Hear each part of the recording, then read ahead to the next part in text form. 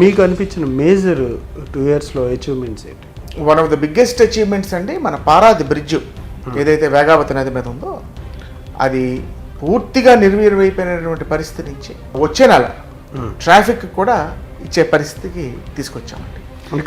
ఎందుకు మేజర్ అంటున్నానంటే ఆ బ్రిడ్జ్ పూర్తి చేయకపోవడం వల్ల మా బ్రదర్ మినిస్టర్గా ఉన్నప్పుడు 2018లో శాంక్షన్ అయిన బ్రిడ్జ్ టెండర్స్ పూర్తిగా 5 సంవత్సరాలు ఒక డైవర్షన్ రోడ్డు తప్ప ఏమీ చేసినటువంటి పరిస్థితి లేదు.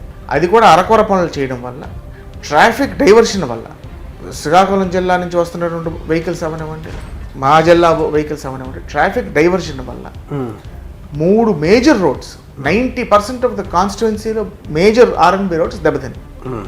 మౌలిక సదుపాయాల విషయంలో బొబ్బిలి నియోజకవర్గం పూర్తిగా నిర్వీర్యమైపోయింది. బొబ్బిలి పట్నంలో రోడ్లు దెబ్బతిన్నాయి.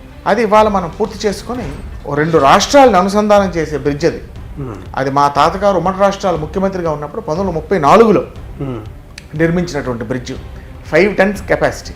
కానీ ఆ రోజుల్లో నిర్మాణాలు ఎంత బాగుండేవంటే సుమారు 100 టన్నుల బరువు వెళ్ళినా ఏమీ అవనటువంటి పరిస్థితి. ఈ మధ్య 3 సంవత్సరాల క్రితం భారీ వర్షాల వల్ల కొంత కుంగడం జరిగింది.